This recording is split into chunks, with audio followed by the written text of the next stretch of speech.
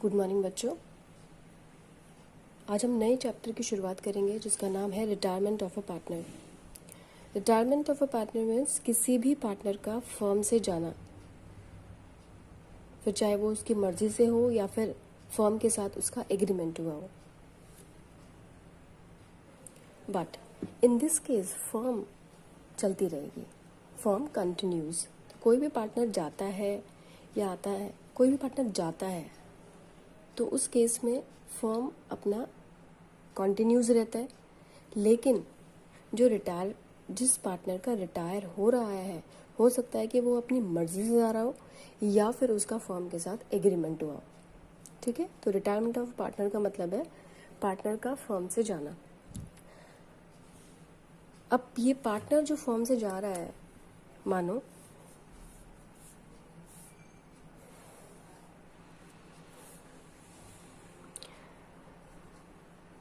यहाँ पे partner retire हो रहा है आपका, ठीक है, तो यहाँ तक जितनी भी उसकी लायबिलिटीज़ हैं, यहाँ तक जितने भी प्रॉफिट्स हैं, यहाँ तक जितने भी लॉसेस हैं, जिस डेट पे वो जा रहा है उस डेट तक जितने भी लॉसेस हैं, प्रॉफिट्स हैं, थर्ड पार्टी की लायबिलिटी है, उन सब के लिए ही इज लाइबल। ओके, इन सब के लिए वो लाइबल है, वो इसके लिए मना नहीं कर सकता। ठीक है, तो यहाँ पर वो रिटायर हुआ और यहाँ तक, सिर्फ यहीं तक जितनी भी लायबिलिटीज़ हैं, जितने भी प्रॉफिट्स भी है, जो भी हैं प्रॉफिट्स में भी उसका हिस्सा है, लॉसेस में भी उसका हिस्सा है और थर्ड पार्टी पेमेंट में भी उसका हिस्सा है। ठीक है, इतनी बात समझ में आई। अब दूसरी बात समझो। कोई भी पार्टनर जो फर्म से जाएगा तो उस केस में उसका शेयर रिमेनिंग पार्टनर्स को मिलेगा ना, क्योंकि वो अपना शेयर छोड़ के जाएगा और रिमेनिंग पार्टनर्स के शेयर्स क्या होंगे, बढ़ जाएंगे। तो इस केस में प्रॉफिट शेयरिंग रेशियो भी चेंज होती है। इस केस में गुडविल भी उस पार्टनर को दी जाएगी, क्योंकि जिस डेट तक उसने काम किया है फर्म में, उस डेट तक का गुडविल का कैलकुलेशन करके उसको दिया जाएगा। जो भी अनडिस्ट्रीब्यूटेड प्रॉफिट्स हैं, रिजर्व्स हैं, वो भी सब उसको दिए जाएंगे, है ना। तो सेम वैसे ही जैसे हमने एडमिशन में इन सब का ट्रीटमेंट सीखा था, यहाँ पे भी हमें सेम ट्रीटमेंट यहाँ पे सीखना है। लेकिन फ़र्क यहाँ पे इतना है कि यहाँ पे हमें एडमिशन में तो हम नए पार्टनर को कुछ भी नहीं देते, लेकिन नया पार्टनर तो गुडविल लेकर आता है। लेकिन इस केस में हमें पुराने पार्टनर, क्योंकि ये पार्टनर ने जब तक काम किया है तब तक का इसको सारा शेयर, सारा लॉसेस भी उसमें वो कंट्रीब्यूट करेगा, जितने प्रॉफिट्स होंगे उसमें भी उसका कंट्रीब्यूशन होगा। ठीक है, तो इन सभी बातों पर जो हमने एडमिशन में बातें की थी वो भी हमें यहाँ पे डिस्कस करनी पड़ेंगी। जैसे देखो, determining the new profit sharing ratio and gaining ratio, अभी हम इसके बारे में बात भी करेंगे। एडमिशन में हमने सेक्रीफाइसिंग रेशियो पढ़ा था, यहाँ पे गेनिंग रेशियो है यहाँ पे, और ट्रीटमेंट ऑफ गुडविल यहाँ पे सीखना पड़ेगा। Reserves, revaluation of assets and liabilities, ये हमने एडमिशन में भी पढ़ा था। Reserves and accumulated profits, computation of amount due to retiring partner, जो पार्टनर जा रहा है उसको टोटल अमाउंट कितना देना है, पेमेंट टू रिटायरिंग पार्टनर, और उसके बाद उसको पेमेंट करना। पेमेंट कैसे करनी है, कैश पेमेंट करनी है या फिर उसको इंस्टॉलमेंट पे करना है, किस तरीके से उसको पेमेंट करनी है।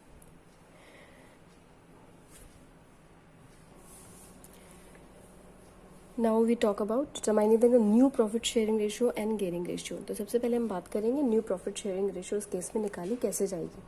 अब क्योंकि पार्टनर जा रहा है तो बाकी जो पार्टनर्स हैं उनका शेयर क्या होगा, बढ़ेगा, है ना, उनका शेयर बढ़ जाएगा, क्योंकि पार्टनर अपना शेयर छोड़ के ही जाएगा। तो उस केस में न्यू प्रॉफिट शेयरिंग रेशियो हमें कैलकुलेट करनी पड़ेगी। और गेनिंग रेशियो क्या है, गेनिंग रेशियो क्या चीज़ है, गेनिंग रेशियो वो रेशियो है जिस रेशियो में पुराने पार्टनर्स ने, जो रिटायरिंग पार्टनर्स जो जा रहा है उसका शेयर लिया है, मतलब गेन किया है। जो पार्टनर अपना शेयर छोड़ के गया है वो शेयर बाकी रिमेनिंग पार्टनर ने कैसे आपस में बांटा, वो दैट इज गेनिंग रेशियो। ठीक है, अभी इसको डिस्कस करेंगे हम। तो न्यू प्रॉफिट शेयरिंग रेशियो कैसे निकालेंगे, न्यू प्रॉफिट शेयरिंग रेशियो। इसके भी कुछ केसेस हैं, जैसे मानो कि 3 पार्टनर हैं हमारे, ए बी और सी, 3 पार्टनर हैं, 3:2:1 की रेशियो में अगर वो अपना शेयर डिस्ट्रीब्यूट कर रहे हैं, तो इस केस में हमें और कुछ भी गिवन नहीं है, मानो कि हमें कुछ भी गिवन नहीं है, तो उस केस में क्या होगी प्रॉफिट शेयरिंग रेशियो। जैसे मानो कि ए रिटायर हो गया, इस केस में ए रिटायर्स अगर होता है तो बाकी की न्यू प्रॉफिट शेयरिंग रेशियो क्या होगी, 2:1। न्यू प्रॉफिट शेयरिंग रेशियो इस केस में होगी 2:1, ठीक है। बी रिटायर्स, मानो बी रिटायर्स हो रहा है, तो उस केस में बी चला गया और फिर रेशियो क्या रही, 3:1। तो new profit sharing ratio is 3:1। मानो कि सी रिटायर हो रहा है, तो उस केस में न्यू प्रॉफिट शेयरिंग रेशियो होगी 3:2, यानी कि ये चला गया, रेशियो रही 3:2। लेकिन ये कब होगा, ये केस 1 है, केस 1 देखो, ये केस 1 है। इस केस में आपको नई प्रॉफिट शेयरिंग रेशियो नहीं दी गई है। अगर आपको न्यू प्रॉफिट शेयरिंग रेशियो नहीं दी गई है तो उस केस में आप यही मानोगे, अगर ए चला जाता है तो रेशियो ये रही, बी चला गया तो रेशियो ये हुई, सी चला गया तो रेशियो ये रही। सिंपल है। नेक्स्ट केस देखो इसका, is it clear.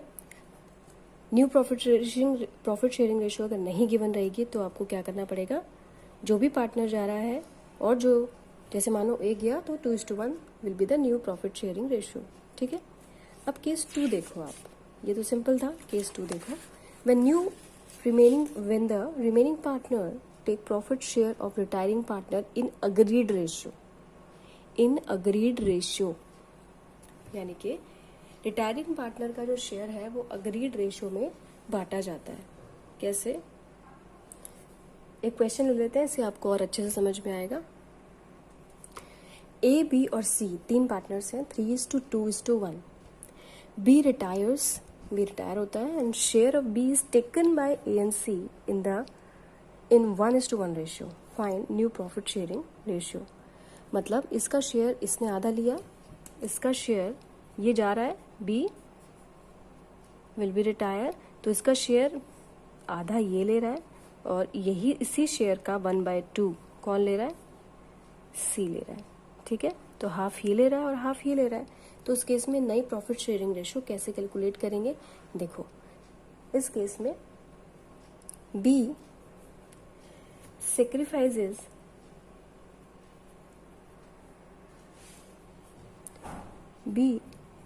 sacrifices in favor of A, यानी कि इसने हाफ दिया, अपने शेयर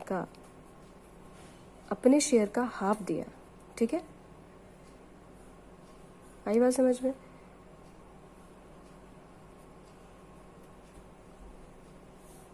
तो इस केस में ए का शेयर हो कितना गया, एज न्यू शेयर। ए का न्यू शेयर अगर हम निकालें तो ए का पुराना शेयर कितना है, 3/6 और 2/12 और प्लस हो जाएगा इसमें, ठीक है।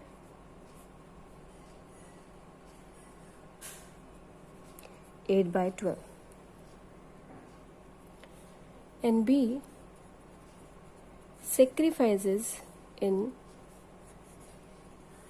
favor of C।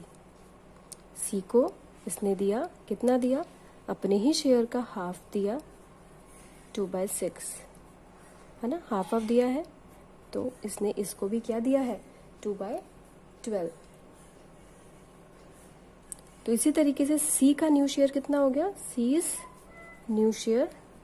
का न्यू शेयर हो गया, पहले कितना था इसका, 3:2:1 था, तो 1/6 था और 1/6 में 2/12 प्लस कर देंगे, क्योंकि इनके शेयर्स बढ़ जाएंगे। देखो ए का शेयर और बी का शेयर बढ़ेगा क्योंकि अपना शेयर छोड़ के जा रहा है B,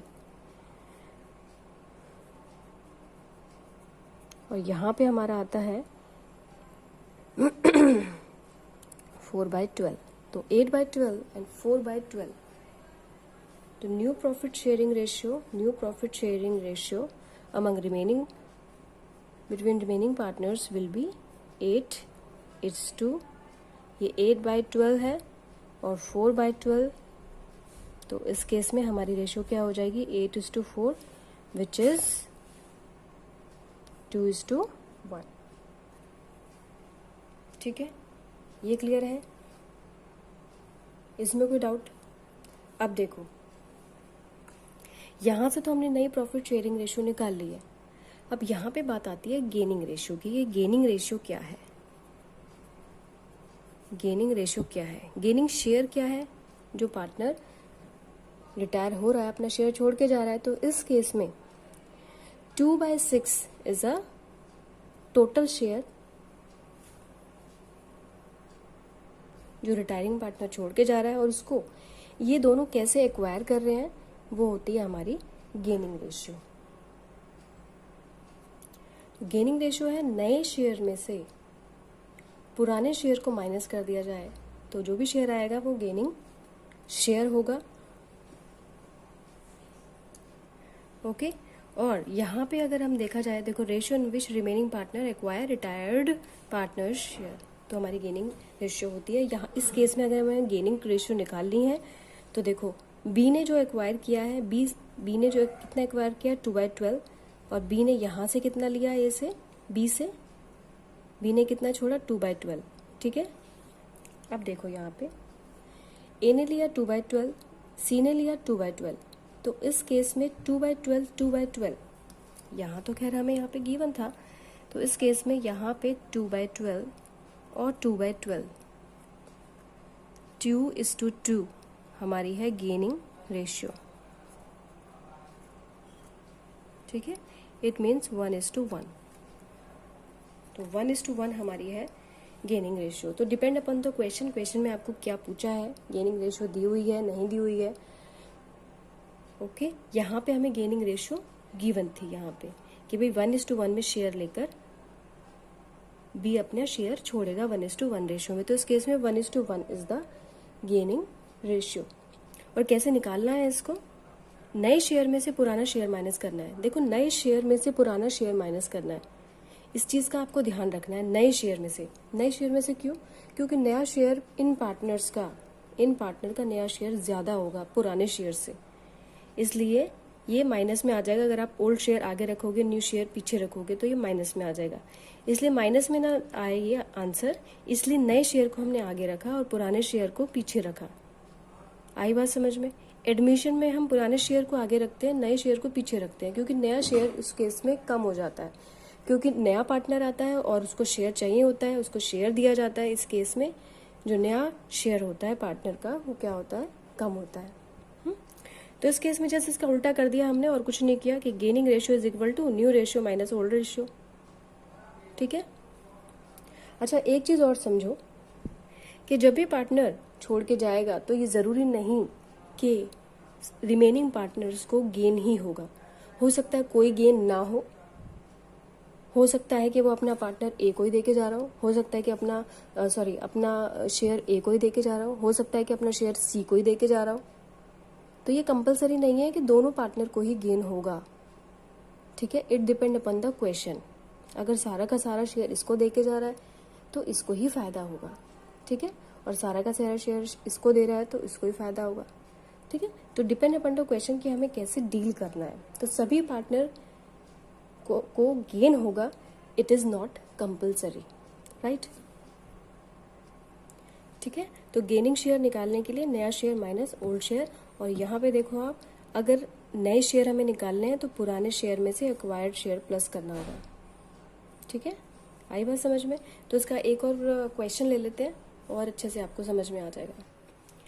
A, B and C are partners sharing profit in the ratio of 2:1. C retires. इस केस में C हमारा रिटायर हो रहा है। New profit sharing ratio given है, वो हमें कैलकुलेट नहीं करनी है, which is 2:1. We have to calculate gaining ratio. तो कैसे निकालेंगे हम? देखो, गेनिंग शेयर निकालने का फॉर्मूला मैंने आपको बताया कि new share minus old share. ठीक है, तो सबसे पहले हम ए का निकालते हैं कि ए को गेन कितना हुआ। एज गेन तो इसका new share which is 2/3 and old share which is 2/5। ऐसे ही अगर हमें बी का गेन निकालना है, बी का अगर हमें गेन निकालना है तो इस केस में बी का शेयर कितना था, नया शेयर 1/3 और पुराना शेयर 2/5।